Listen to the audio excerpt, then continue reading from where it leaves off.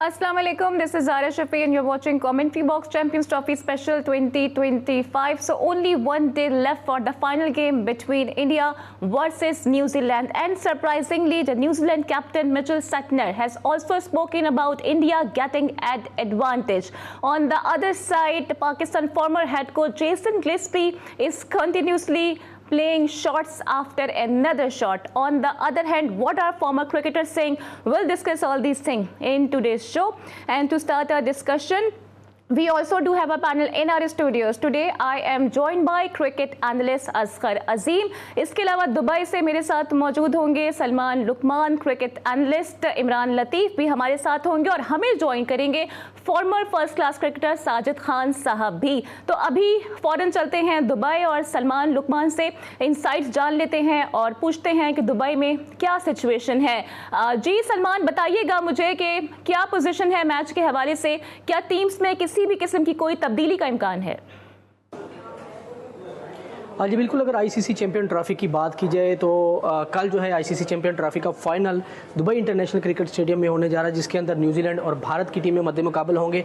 अगर आज के शेड्यूल की बात की जाए तो आज जो है न्यूजीलैंड की टीम और इंडिया की टीमें जो है दुबई इंटरनेशनल क्रिकेट स्टेडियम में प्रैक्टिस भी करेंगी और इसके साथ साथ मीडिया से गुफ्तगू भी करेंगी। और ये शाम को शेड्यूल, एक टीम जो है दोपहर 3 बजे के करीब जो है दुबई इंटरनेशनल क्रिकेट स्टेडियम में प्रैक्टिस करेगी, और इसके साथ एक टीम जो है शाम को 6 बजे से लेकर पौने 8 बजे तक दुबई टाइम पे दुबई इंटरनेशनल क्रिकेट स्टेडियम में प्रैक्टिस करेगी। दोनों टीमें मजबूत हैं, जिस तरीके से इंडिया अपने कोई भी मैच हारा नहीं है। और इसी तरह अगर न्यूजीलैंड की टीम की बात की जाए तो न्यूजीलैंड सेमीफाइनल में साउथ अफ्रीका जैसी टीम को हराकर फाइनल में पहुंची है। शौकीन बहुत ज़्यादा पुरजोश हैं और जिस तरीके से कल का मैच जो है देखना होगा कि कौन जीता है। लेकिन रोहित शर्मा की टीम, इंडिया टीम और न्यूजीलैंड की टीम जो है दोनों ही इस टाइम जो है कांटेदार मुकाबला एक दूसरे के साथ करने के लिए तैयार है। शौकीन बहुत ज़्यादा पुरजोश हैं और स्टेडियम भी फुल होगा क्योंकि तमाम तर टिकट जो है वो सोल्ड आउट हो चुके हैं, जिसकी वजह से शौकीन कुछ जो थे जिनको टिकट नहीं मिले उनको भी मुश्किल का सामना करना पड़ा। पर ये कि देखना होगा कि कौन जो है टीम जो है अच्छा खेलेगी, अच्छा जीतेगी। लेकिन अगर गुज़िश्ता जो दिनों की परफॉर्मेंस की बात की जाए तो स्पिन बॉलर्स ने, इंडिया के स्पिन बॉलर्स ने जो है वरुण ने जो है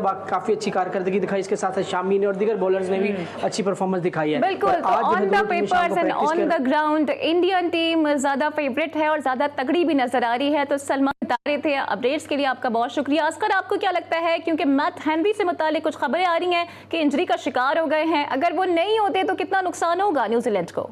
देखिए, ये बड़ा नुकसान है। अगर वो आउट हो जाते हैं फाइनल से तो यकीनी तौर पर न्यूजीलैंड को नुकसान होगा, क्योंकि ना सिर्फ न्यूजीलैंड के लिए बल्कि चैंपियंस ट्रॉफी के अब तक के वो टॉप विकेट टेकर बॉलर हैं। 10 विकेटें वो ले चुके हैं और इन फॉर्म है। उनकी एक धाक बैठी हुई है इस वक्त भारत पे, लेकिन मेरा ख्याल है कि वो बाहर नहीं होने चाहिए। अब इतने अनफिट ना हो कि न्यूजीलैंड को जो है वो ज़्यादा नुकसान हो। मैं अगर वो प्लेइंग के काबिल हुए तो ज़रूर खेलेंगे और मैं नहीं समझता कि मैच वन साइडेड होगा। ठीक है, तो farmer first class cricketer Sajid Khan साहब भी हमें ज्वाइन कर चुके हैं। सर, आपको क्या लगता है, it's India versus New Zealand. On the paper तो सर इंडिया स्ट्रांग है, लेकिन क्या न्यूजीलैंड कोई सरप्राइज कर सकता है? बहुत शुक्रिया ज़ारा, असगर भाई को, दुनिया भर में जीटी देखने वालों को अस्सलाम वालेकुम। वालेकुम अस्सलाम साजिद भाई, आपको भी सलाम। ज़ारा, पहले मैं आपको ये बताते चलूं, मैं बहुत प्राउड महसूस करता हूं। स्पोर्ट की बीट जो है असगर भाई कर रहे हैं, ये अल्हम्दुलिल्लाह ये मुझे क्रेडिट जाता है। और जिस मोहब्बत से जिसने उन्होंने तरक्की की है असगर भाई ने, पहले तो असगर भाई को स्पोर्ट की बीट करने में, दुनिया भर में इतना मुकाम हासिल करने में बहुत बहुत मुबारक हो, ये अच्छी बात है। दूसरा, निसार भाई को बहुत मुबारक हो, जिस तरह एक आउटस्टैंडिंग प्रोग्राम स्पोर्ट्स का लेके चले वर्ल्ड वाइड दुनिया में। इस प्रोग्राम को जिस तरह लोगों ने पसंद किया, शोहरत हासिल की, तो यकीनी तौर पर हमारे पूरे पैनल को और हमारी पूरी पोजिशन टीम को बहुत बहुत मुबारक हो। अब आते हैं ICC champions trophy 2025 do and die final जो खेला जाएगा। तीसरी दफा आईसीसी चैंपियंस ट्रॉफी का फाइनल खेलने वाली टीम इंडिया पहुंच चुकी है। 2011 स्क्रिप्ट, 2023 स्क्रिप्ट, 2025 का स्क्रिप्ट भी जो आईपीएल, यकीनी तौर पर जिस तरह अभी असगर भाई ने बात की, वो खिलाड़ी आईपीएल खेलना ही नहीं खेला न्यूजीलैंड का, तो ये यकीनी तौर पर आईपीएल जब से क्रिकेट आई है दुनिया के तमाम खिलाड़ी को हम सपोर्ट करते हैं, बोर्ड को सपोर्ट करता है, आईसीसी बीसीसीआई चला रहा, तो ये चीज तो यकीनी तौर पर माननी पड़ेगी। मगर एडवांटेज के साथ उसकी टीम बहुत अच्छी है, उनकी टीम आउटस्टैंडिंग टीम है, उनकी जितनी भी तारीफ की जाए कम है। स्क्रिप भी वहीं भी कामयाब होता है, स्क्रिप के साथ तो खिलाड़ी बहुत अच्छे हैं। उनके सर विराट कोहली, जो हम जिनको सर विराट कोहली कहते हैं, 8000 रन सेकंड बैटिंग करते हुए उन्होंने बनाए। रोहित शर्मा जो यकीनी तौर पर दुनिया के बेहतरीन तरीन कप्तान है, जो इनपुट डालते हैं उसमें कोई दो राय नहीं है। डंके की चोट पे 2025 आईसीसी चैंपियन ट्रॉफी इंडिया जीतेगी, पांडा हो, शामी हो, उनके स्पिनर हो। और ये चीज बताना इसलिए जरूरी है, हम शीशा दिखाना चाहते हैं अपने विराट कोहली के, जो करीब भी नहीं है, जो जिसको हम किंग कहते हैं। खुदा के वास्ते अपने आप से लड़ो, अपने मुल्क के लिए सोचो, जो क्रिकेट आप लोगों ने खेली है। तो ये चीज बताना बहुत जरूरी था ज़ारा। सही है, जैसे वो कहते हैं ना कि फुटबॉल में रोनाल्डो है असगर, तो क्रिकेट में कोहली है। देखिए, फुटबॉल के जो स्टार्स हैं उनका क्रिकेट के स्टार से कोई मुकाबला नहीं। फुटबॉल के स्टार्स की अगर आप सिर्फ एक पैर के इंश्योरेंस की बात जान जाएंगी ना, तो आप ये बात करने भूल जाएंगे कि क्रिकेट का उनसे कोई लेवल भी हो सकता है। फुटबॉल एक ग्लोबल गेम है, दुनिया भर में सबसे ज़्यादा खेला जाने वाला खेल है। फुटबॉल का इस साल में जितना कमाता है उतना तो क्रिकेटर सिर्फ सोच ही सकते हैं। वो एक आध क्रिकेटर आगे आ जाते हैं जो अपने कमर्शियल की बुनियाद पर, जैसे माजी में हम सचिन तेंदुलकर की बात करें या अभी विराट कोहली की बात करें, तो ये थोड़ा कमर्शलाइज होकर बहुत ज़्यादा इन्होंने इनकम ली है। लेकिन जो फुटबॉलर, उनकी अपनी रिस्पेक्ट अलग है, क्रिकेट की बिल्कुल अलग है। अब अगर बात की जाए फाइनल की, तो यकीनी तौर पर साजिद भाई जो बात कह रहे हैं कि इंडिया जो है वो फेवरेट है, तो यकीनी तौर पर इंडिया फेवरेट है और हर तरीके से फेवरेट है। लेकिन साजिद भाई, अब जो लोग आवाज़ें उठा रहे हैं उसके एडवांटेज पे, आप नहीं समझते कि ये अब फ्यूचर वाले प्लान पे जिस पे पाकिस्तान ने साइन किए हुए हैं उसको डिस्टर्ब करने के लिए किया जा रहा है कि अब पाकिस्तान को ये मौका ना दिया जाए कि वो किसी एक सरजमीन पर इंडिया से बाहर जो है अपने मैचेस खेले आईसीसी के?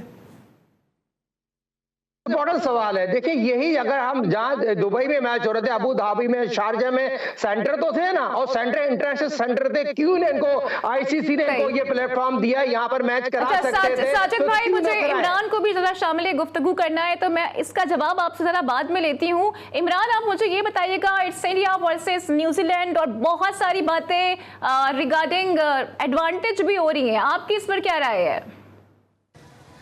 बिल्कुल, जो इंतज़ार की घड़ियाँ कह सकते हैं ख़त्म होने वाली है। जो चैंपियंस ट्रॉफी का जो फाइनल है इतवार के रोज़ खेला जाएगा, मुकाबला होगा भारत और न्यूजीलैंड का। तो इस हवाले से अभी से जो शिकवे शिकायतें जो बजा कहा जा सकती है दीगर टीमों के, वो अब न्यूजीलैंड के कप्तान मिचेल सेंटर की जानिब से भी सामने आए। उनका कहना है कि भारत को एडवांटेज हासिल है क्योंकि उन्होंने अच्छे से काफ़ी ज़्यादा मैचेस खेले दुबई में और किसी भी किस्म का भारतीय टीम को ट्रैवल नहीं करना पड़ा। तो इन्हीं खदशात का एक मिचेल सेंटर ने भी इजहार कर दिया है।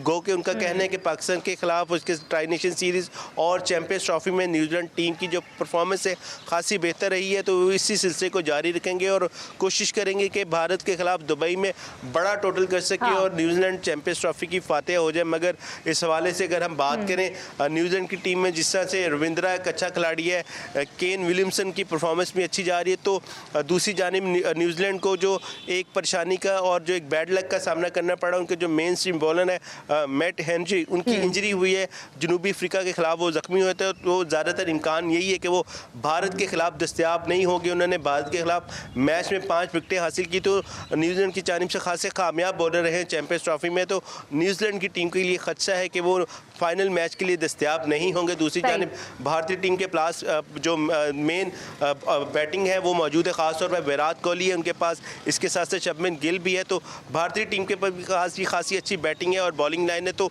उम्मीद की जा रही है कि दुबई में पाकिस्तान तो फाइनल में नहीं पहुंचा, फाइनल में क्या सेमीफाइनल में भी नहीं पहुंच सका, मगर शौकीन क्रिकेट के लिए एक अच्छा मुकाबला दुबई में होगा और फाइनल चैंपियंस ट्रॉफी का मुकाबला शौकीन क्रिकेट को तगड़ा देखने को मिलेगा। जो कि पाकिस्तान क्रिकेट से मुतालिक जो कैंप्स की इनसाइट हैं उस पर भी आपसे बात करेंगे। फिर साजिद खान साहब की भी राय हमारे साथ ही मौजूद रहेंगे, but right after this break.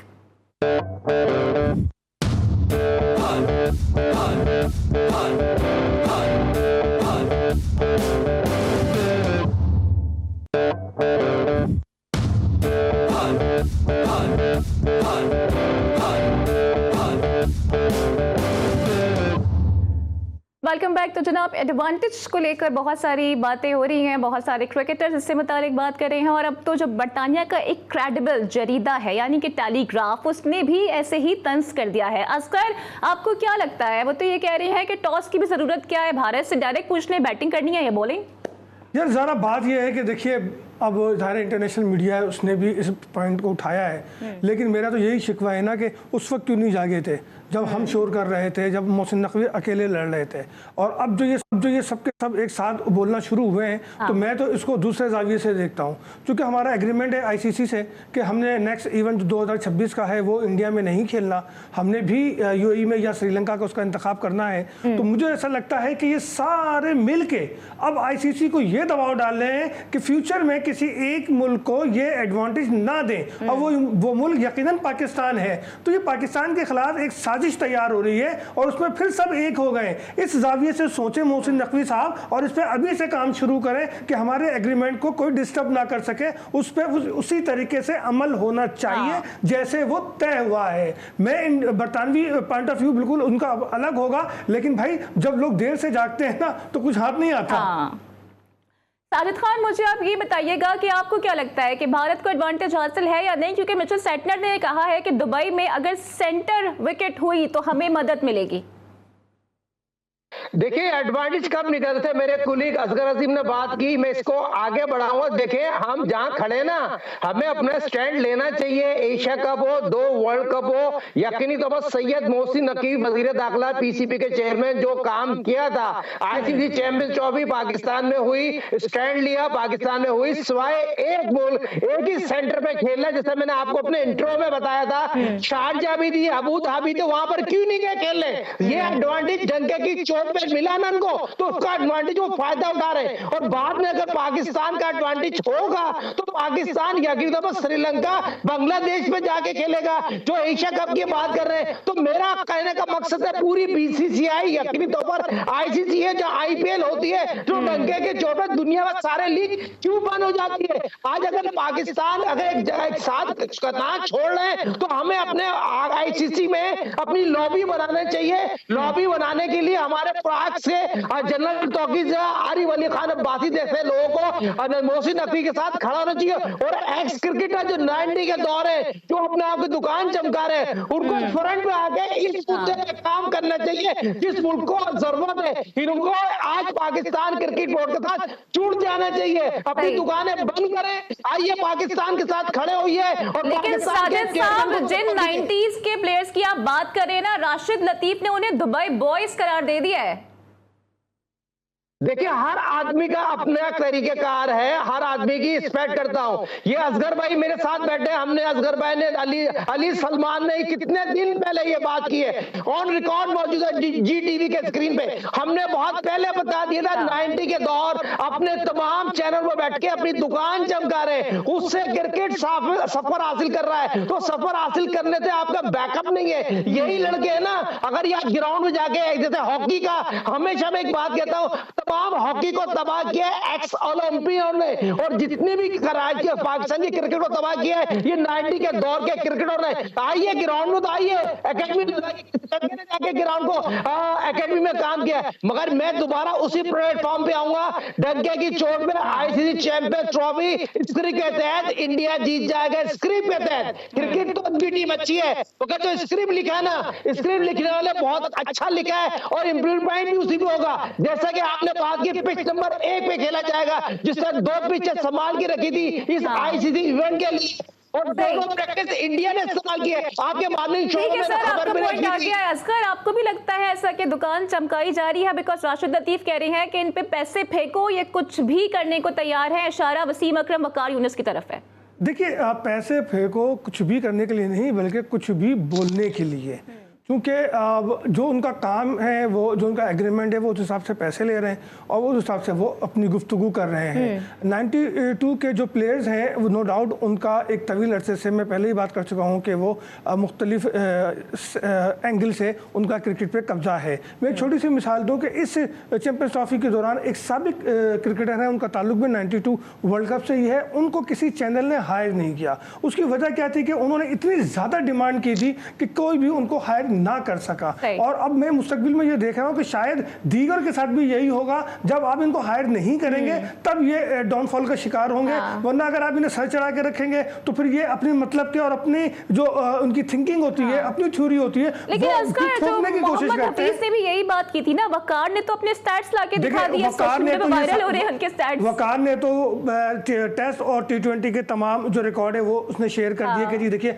हमने ये किया। और उसी वक्त जो है वकार ने ये भी कहा था हाफिज को कि इंडिया के खिलाफ 70 से ज़्यादा मैच जो है वो हम 92 की वजह से ही जीते हैं। लेकिन हफीज की बात को वो गलत ले गए। देखिए बात यह है कि 2009 वालों को इज्जत कब मिलेगी, 2017 वालों को इज्जत कब मिलेगी? क्या इन्होंने आईसीसी का इवेंट नहीं जीता? क्या सिर्फ 92 वालों ने आईसीसी का इवेंट जीता? वालों की बात कर रहे हैं ना। तो देखिए 92 से के जो क्रिकेटर थे जो वो 92 वर्ल्ड कप के बाद हीरो बने, तो फिर 2009 के बाद भी तो हीरो बने, 2017 के बाद भी तो हीरो बने, तो उनको भी वही रिस्पेक्ट मिलनी चाहिए जो इन 92 वालों को मिलेगी। लेकिन यहाँ पर थोड़ी सी एक चीज नजर आती है जो साजिद भाई से बिल्कुल इत्तेफाक करेंगे कि दुनिया क्रिकेट में हमारे जो 2W हैं इनसे बड़े बॉलर ना आया है अब तक, और मुझे मुस्तकबिल में लगता भी नहीं है कि ऐसी कोई जोड़ी सामने आ सकती है। लेकिन साजिद खान, रावलपिंडी एक्सप्रेस शोएब अख्तर ने कहा है कि हारिस, नसीम और शाहीन को मेरे हवाले कर दो, मैं इन्हें मेगा स्टार बना दूंगा। What is your stance? देखिए ये मेरे रूममेट थे, पहले रूममेट थे शोएब अख्तर, का नाम भी मैंने गार्ड साहब रखा है। सवाल ये पैदा हुआ, असगर भाई की बात को मैं सेकंड करूंगा, इनकी आपस के इख्तिलाफात हैं और ये एक दूसरे को अपनी यकीनी तौर पर सोशल मीडिया पे और डिफरेंट चैनल बैठ के ये बातें करते रहेंगे। मगर बात ये होती है वकार पसीम पैदा क्यों नहीं हो रहे, रिवर्स स्विंग क्यों नहीं कर रहे? बॉल यकीनी तौर पर रिवर्स स्विंग आज के मॉडर्न दौर के साजिद भाई देखिए आईसीसी की कुछ कवानीन की वजह से रिवर्स स्विंग का तो मसला है ही, लेकिन वकार यूनुस का मसला तो 2011 से है ना। आपको तो मालूम है ना कि 2011 वर्ल्ड कप में क्या हुआ था, वकार का क्या किरदार रहा था, कैसे हम हारे थे, ये सब तो आप तो मेरे ख्याल में बहुत क्लोज थे उस वक्त।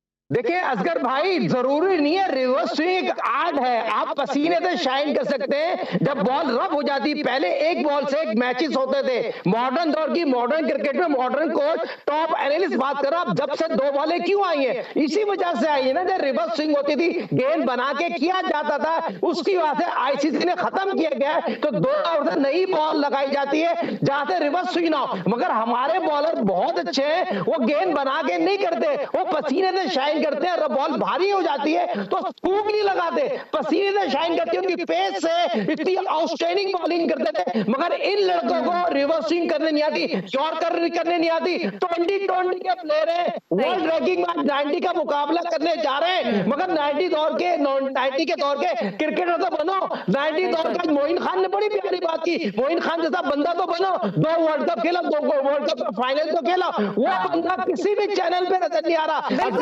लेकिन 90s से और फिर जो 2000 जो अर्ली प्लेयर्स से उनसे हमें बाहर निकलना होगा और देखना होगा जो भी करंट स्क्वाड है वो क्या कर रहा है, क्योंकि अभी बड़ा इम्तिहान है न्यूजीलैंड के अगेंस्ट। तो इमरान मुझे बताइएगा कि पाकिस्तान टीम की क्या प्रिपरेशंस हैं, बिकॉज मैंने कुछ वीडियोस देखी हैं, बाबर की भी नसीम के साथ काफी ट्रेनिंग चल रही है।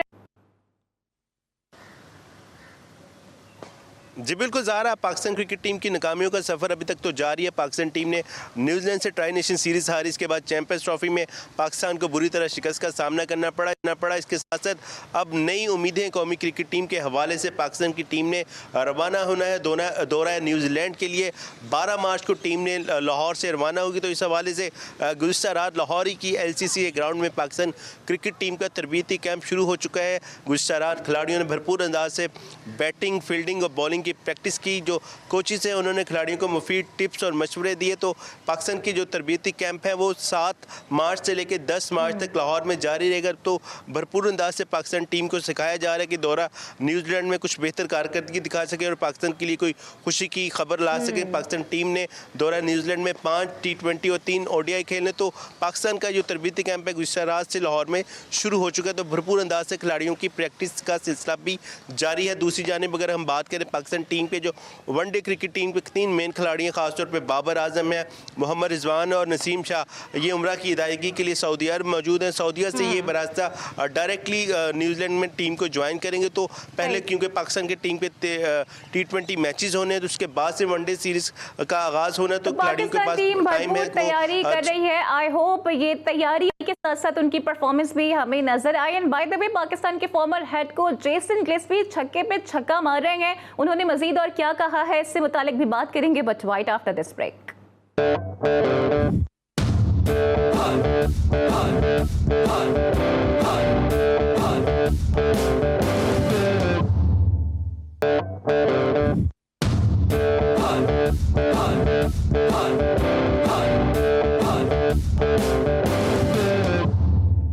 Welcome back. तो जेसन गिलेस्पी इस वक्त इंटरनेशनल मीडिया की हेडलाइंस में मौजूद हैं और इससे पहले उन्होंने आकिब जावेद को एक क्लाउन कहा था और अब उन्होंने कहा है कि सुनील गावस्कर ने रिगार्डिंग जो पाकिस्तान क्रिकेट बयान दिया था कि इंडिया की बी टीम भी पाकिस्तान को इस वक्त हरा सकती है, जेसन गिलेस्पी ने इसे बकवास करार दे दिया है। तो असगर क्या कहेंगे आप इस पर?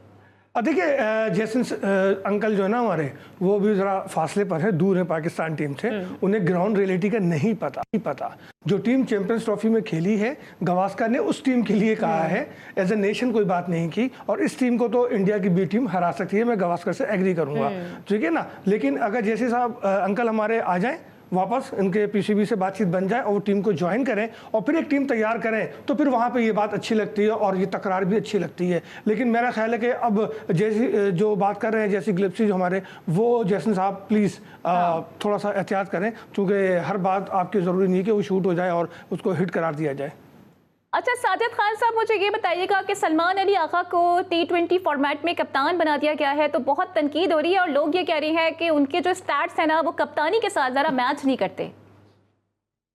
देखिए, इसमें कोई रॉकेट साइंस तो नहीं है ना। अब आगे जा रहे हैं, पीछे जा रहे हैं, हम तो पीछे चले गए ना। 2020 सबसे मॉडर्न क्रिकेट दौर में मॉडर्न है और आपने 2020 खेल लिया है। 2020 में शार्क कप्तान हो चुके, सरफराज कप्तान था, ऐसे शार्क कप्तान तो नहीं है, बाय बर्थ कप्तान तो नहीं है। तो बात ये बताइए, आपने दुनिया की क्रिकेट से मुकाबला करना है, तो एज ए कप्तान ही जब आपका इस तरह का होगा तो कैसे मुकाबला करेंगे? श्योर आप बॉलिंग पावर प्ले 6 ओवर जो होते हैं और बैटिंग पावर में फिर आपको बॉलिंग सिलेक्शन करना नहीं आती। मसला ये है, कप्तान की मर्ज की दवा नहीं है। टीम पूरी की पूरी कारकर्दगी उस तरह की नहीं है जिसमें हम डिफेंड कर सके, बात कर सके। बॉलिंग हो, बैटिंग हो, कप्तानी हो, बैटिंग कंसल्टेंट नहीं है आपके पास, हेड कोच उस तरह का नहीं है, फिर आपकी टीम का ग्राफ कुछ नहीं है। दूसरी इस प्लेटफॉर्म पर असगर भाई ने बात की ना, जो ऑस्ट्रेलियन जो साबिक कोच थे, उनको बोला अपने आपे में रहे। आप हेड कोच से बांग्लादेश हमारे घर में आके हमें हरा के चले गई, तो आपने वो जिम्मेदारी तो अपने ऊपर ले नहीं रहे और हमारे खिलाड़ियों में तनकीद हो क्यों रही है? हमारे में अपने में खामी है, तो गैर मुल्की लोग आके हम पे तनकीद करते हैं। अगर आज हम जुड़ जाए, एक हो जाए, तो हमें किसी लोगों की जरूरत नहीं है, फॉरेन कोच की भी जरूरत नहीं है। बदकिस्मती से हमें इत्तेफाक नहीं है, जिन कोचों को हम रखते हैं वो अपने गिरफ्तार में झांकते नहीं है, हमारे खिलाड़ियों में तनकीद कर रहे होते हैं। जब ये हेड कोच थे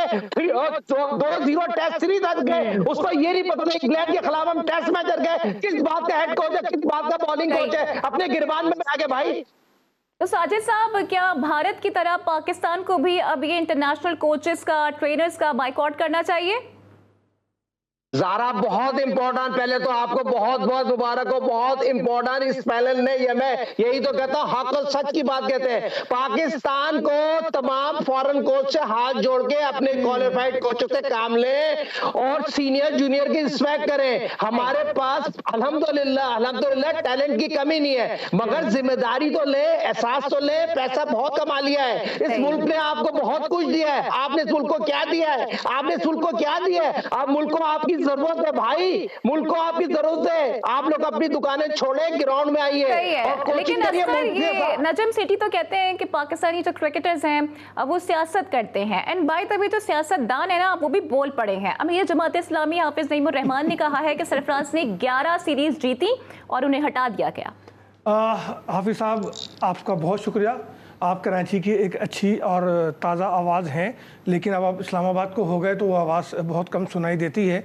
लेकिन अब अगर उस वक्त ये बात करते और एक धरना इसके लिए भी दे देते कि सरफराज के साथ नाइंसाफ़ी हो रही है, तो वो बात बिल्कुल दिल को लगती है और बहुत दूर तक जाती है। लेकिन अब तो ये वक्त गुजर गया, अब लकीर पीटने का कोई फ़ायदा नहीं। लेकिन अभी जो मेरे लाहौर से रिपोर्ट कर रहे थे इमरान, तो मैं बताता चलूँ कि एकेडमी में हुआ क्या। एकेडमी में ट्रेनिंग के दौरान जो हमारे नए हरियाणा बैट्समैन है अब्दुल समद, उन्होंने शाहीन के 4 बॉलों पे कंटिन्यू 4 चौके लगाए, बाउंड्री दिखा दी, तो शाहीन ने 5वीं बॉल कराने के बजाय वो बाहर चले गए। अब ये तो वहाँ पे मौजूद कोचेस को देखना चाहिए था कि आखिर ऐसा टेम्परामेंट कैसे लूज हो गया शाहीन का कि वो ओवर पूरा नहीं किया उन्होंने और वो साइड में हो गए। तो बड़ी चीज़ें अभी भी अकेडमी में चल रही हैं, क्योंकि जो टीम अनाउंस की गई है उसमें भी बड़े ही गहरे किस्म के जरासीम में ग्रुपिंग के, और उस ग्रुपिंग को ख़त्म करना होगा, चूँकि उस ग्रुप के सरदार खुद आकिब जावेद हैं। तो आकिब जावेद साहब, अगर आप कौम और मुल्क की खिदमत नहीं कर सकते तो मैं रोज़ कह रहा हूँ, आज फिर कह रहा हूँ कि आप इस्तीफ़ा दें और क्रिकेट की जान छोड़ें। अच्छा साजिद खान साहब, सुनने में तो यही बातें आ रही हैं कि क्रिकेट की बर्बादी पाकिस्तान में तब से शुरू हुई जब सरफराज को हटाया गया। उसमें कोई दो रॉकेट साइंस नहीं है। सरफराज पाकिस्तान की हिस्ट्री का आज तक अभी तक कामयाब कप्तान है और उसका कोई रॉकेट साइंस नहीं है। अब सरफराज को भी इस प्लेटफॉर्म से आवाज उठा देना चाहिए। हम उनकी खिदमत हासिल कर सकते हैं? अब क्यों नहीं कर सकते? सरफराज ने कोई रिटायरमेंट का फैसला तो नहीं लिया ना। सरफराज खामोशी से कहता है मैं क्रिकेट खेलना चाहता हूं।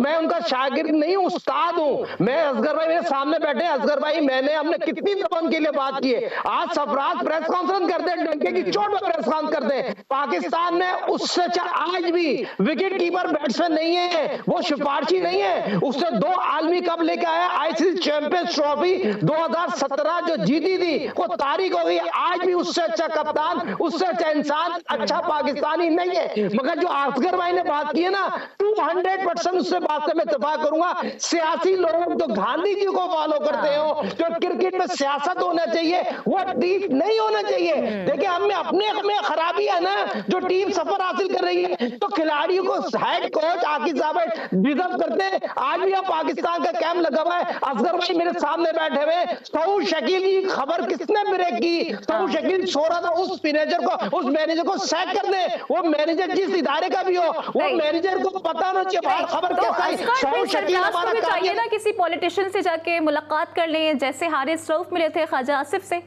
देखिए वक्त और ज़माना तो ऐसा ही है, और ये अभी से नहीं ये सिलसिला चल रहा, बल्कि ये सिलसिला तो शोएब मलिक से शुरू हुआ था जब उन्होंने फिरदौस आशिक ऐवान से मुलाकात की थी, और फिर उसके बाद तो शाहिद आफरीदी ने इस चीज़ को परवान चढ़ाया और मुतअद्दिद सियासी मुलाकातें उन्होंने की। अब एक रीत पड़ गई है, हफीज़ भी मिलते हैं, हारिस भी मिलते हैं, और भी लोग मिलते हैं। लेकिन सरफराज तो लंदन पहुंच गए ना, सही मशरफ तो लंदन पहुंच गए वज़ीर आज़म से मिलने के लिए, और उनकी तस्वीर भी वायरल हो गई थी। लेकिन सरफराज नेचर वाइज थोड़ा सा ठंडे मिजाज का और इन चीज़ों से दूर रहने वाला बंदा है। अगर वो उस ज़माने में ही जो है बैत कर लेते वक्त के वज़ीर आज़म के हाथों, तो ये दिन भी नहीं देखना पड़ता। लेकिन सरफराज हमेशा मेरिट पे खेले, मेरिट पे उन्होंने बात की है, इसलिए वो इन चीज़ों में नहीं पड़ते। सही है। और साजिद खान साहब, अब कप्तानों से मुतालिक बात हो रही है, तो जो रीसेंट कप्तान है मोहम्मद रिजवान, उनसे मुतालिक एक खबर सर्कुलेट कर रही है कि टीम हिडल के दौरान उन्होंने प्लेयर्स को ये बोला कि भाई टेंशन लेने की कोई बात नहीं है, सारा मलबा जो है ना वो सिलेक्शन कमेटी पे और कोचेस पे आएगा, आप लोग महफूज रहेंगे। सर ये किस किस्म की अप्रोच है?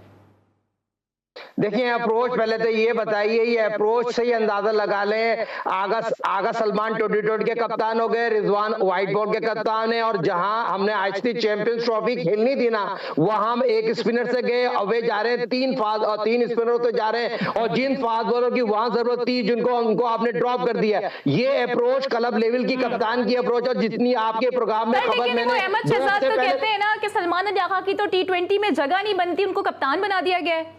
यार वो साजिद भाई अहमद शहजाद क्या बोलेंगे, वो तो बाद में बोले। पहले दिन से तो हम और आप और जीटीवी बात कर रहे हैं कि इस बंदे की जगह ही नहीं है, गुंजाइश ही नहीं बनती, तो अहमद शहजाद की क्या बात कर रहे हैं हम? वो तो अपनी बारी का इंतजार कर रहा है, उसकी हम क्या बात करें? उसको अभी एक अच्छी ऑफर आएगी, वो वहां पहुंच जाएगा। आप देखिए जरा बात यह है कि जो बात जीटीवी कर रहा है ना पहले दिन से, आप वो बात करें यार। लेकिन वो तो कह चुके ना कि मैं तो सिस्टम में भी नहीं आना चाहता और ग्राउंड में भी नहीं आना चाहता, जब तक ये बीसीबी की रिजीम है।